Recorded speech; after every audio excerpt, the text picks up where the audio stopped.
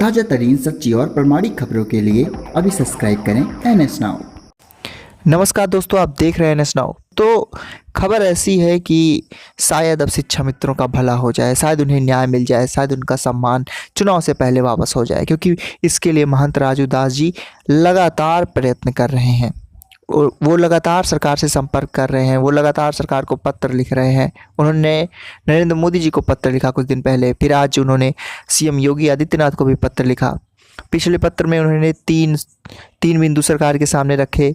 उन तीनों बिंदुओं में से सरकार किसी एक को चुनकर शिक्षा मित्रों का कल्याण कर सकती है। उसके साथ ही आज जो उन्होंने पत्र लिखा योगी आदित्यनाथ को, उसमें भी उन्होंने 3 बिंदु रखे हैं। साथ ही उन्होंने शिक्षा मित्रों को बेबस, लाचार इन शब्दों से संबोधित किया है, ताकि सरकार को समझ में आए कि शिक्षा मित्र आज किन परिस्थितियों में है। महंत राजू दास के इस प्रयास को सभी शिक्षा मित्रों को आस है कि महंत राजू दास का ये प्रयास विफल ना जाए, सरकार इनकी बातों को सुने, शिक्षा मित्रों का कल्याण करे। अगर महंत राजू दास की बातों से शिक्षा मित्रों का कल्याण हो जाता है तो शिक्षा मित्र सदैव कृतज्ञ रहेंगे महंत राजू दास के। दोस्तों, आज के पत्र के साथ ही उन्होंने एक ट्वीट भी किया है। ट्वीट में उन्होंने फ़ोटोज़ भी शेयर की हैं, इसके साथ ही उन्होंने वो पत्र भी शेयर किया है। लेकिन उससे पहले आपको बता देते हैं कि उन्होंने ट्विटर पे जो ट्वीट किया उसमें उन्होंने लिखा क्या है। उसमें उन्होंने लिखा है कि प्रदेश के सभी पीड़ित शिक्षा मित्रों को जल्द न्याय मिले, इसके लिए सरकार के शीर्ष नेताओं को लगातार संदेश दिया जा रहा है। जल्द ही सभी को उनका सम्मान मिलने की पूरी उम्मीद है। हनुमान जी महाराज की जय। इस ट्वीट में उन्होंने योगी आदित्यनाथ, PMO इंडिया, अमित शाह, नरेंद्र मोदी जी आदि कई अन्य नेताओं को टैग किया है। इसके साथ ही उन्होंने पत्र भी शेयर किया। वो पत्र आपको बताएंगे। पिछला पत्र हमने आपको बताया था, आप हमारे चैनल पर जाके वीडियो देख सकते हैं, जो 3 बिंदु सरकार के समक्ष उन्होंने रखे थे कि इन तीनों बिंदुओं में से किसी एक बिंदु पर सरकार जा सकती है और शिक्षा मित्रों को उनका न्याय, उनका सम्मान, उनका कल्याण वापस कर सकती है।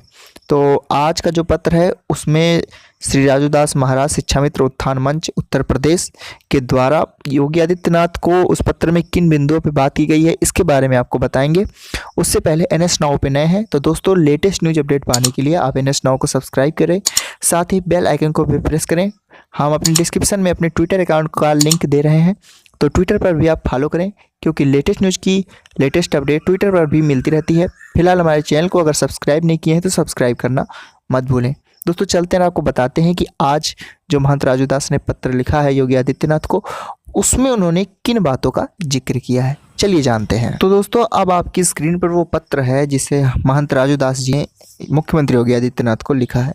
इस पत्र में सबसे ऊपर लिखा है, महंत राजू दास वरिष्ठ भाजपा नेता, श्री हनुमानगढ़ी, श्री अयोध्या धाम। दिनांक शायद नहीं लिखा है और नीचे लिखा हुआ सेवा में श्री योगी आदित्यनाथ जी महाराज, मुख्यमंत्री उत्तर प्रदेश सरकार। इस पत्र का विषय ये है कि बीजेपी 2017 के संकल्प पत्र में 21 वर्ष से प्राथमिक विद्यालयों में अल्प मानदेय पर अपना बहुमूल्य समय नौनिहालों को शिक्षा देने में लगा चुके 1.5 लाख गरीबी और आर्थिक स्थिति से पीड़ित वंचित शिक्षा मित्रों के सुरक्षित भविष्य के लिए किए गए संकल्प को पूरा करने के संबंध में।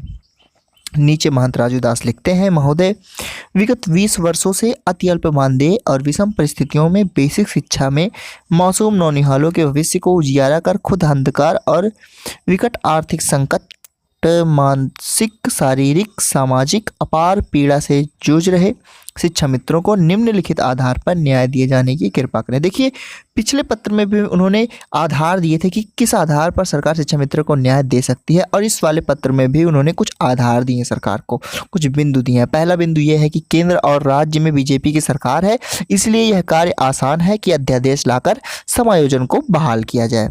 ये पहला कहना है महंत राजू दास का कि दोनों जगह बीजेपी की सरकार, अगर सरकार चाह ले तो अध्यादेश लाकर शिक्षा मित्रों का समायोजन बहाल किया जा सकता है। दूसरा बिंदु लिखते हुए महंत राजू दास जी कहते हैं कि यदि सरकार कोर्ट के अधीन कार्य करना चाहती है तो 1,24,000 शिक्षा मित्र जो कि 2010 के पहले स्नातक हैं, उन्हें NCTE ने टेट से मुक्त किया है और वो सभी अपग्रेड पैरा की श्रेणी में आते हैं। उनको पैरा टीचर मानते हुए प्रशिक्षित वेतनमान दिया जाए। यानी कि NCTE ने 2010 से पहले जो शिक्षक हैं उनको टेट से मुक्त किया है। तो 2010 से पहले जो 1,24,000 शिक्षा मित्र हैं उन्हें तो टीचर मानते हुए प्रशिक्षित वेतनमान दिया जा सकता है, तो सरकार वो दे सकती है। तीसरा बिंदु लिखते हुए महंत राजू दास जी कहते हैं कि बाकी जो शिक्षा मित्र शेष रहते हैं उनको उनकी योग्यता के अनुसार कैटेगरी बनाकर समायोजित कर वेतनमान निर्धारित कर दिया जाए। महोदय, विधानसभा चुनाव बहुत नज़दीक है, बहुत कम समय है, कृपया इन शिक्षा मित्रों का कल्याण इसी शासनकाल में करने की अतिशीघ्र कृपा करें, जिससे सभी शिक्षा मित्रों के साथ हम आने वाले समय में 2022 में पुनः आपके स्वागत की तैयारी भी करनी है। धन्यवाद, ढेर सारा साधुवाद। मुख्य नेतृत्वकर्ता श्री राजू दास महाराज, शिक्षा मित्र उत्थान मंच, श्री राजू दास महाराज, हनुमानगढ़ी, अयोध्या। प्रदेश अध्यक्ष रविंद्र सिंह रायबरेली, प्रदेश प्रवक्ता सत्यम दुबे, अयोध्या। प्रदेश महामंत्री पंकज निषाद, मथुरा। प्रदेश उपाध्यक्ष अखिलेश उपाध्याय, प्रदेश महिला प्रकोष्ठ सीमा सिंह, विनीता द्विवेदी। तो ये महंत राजू दास द्वारा आज लिखे पत्र के तीनों बिंदु हमने आपको बताए कि महंत राजू दास ने किन किन बिंदुओं के आधार पर शिक्षा मित्रों को पुनः सम्मान वापसी की सरकार से मांग की है।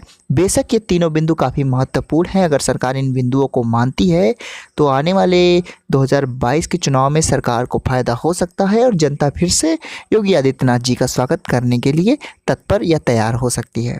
दोस्तों, इस खबर पर, महंत राजू दास जी के इस पत्र पर आपकी क्या राय है? वैसे राय अच्छी ही होगी तो राय बताना मत भूलिए कमेंट बॉक्स में। इसके साथ ही NS Now पे नए हैं, NS Now को सब्सक्राइब कीजिए लेटेस्ट न्यूज़ अपडेट सबसे पहले पाने के लिए।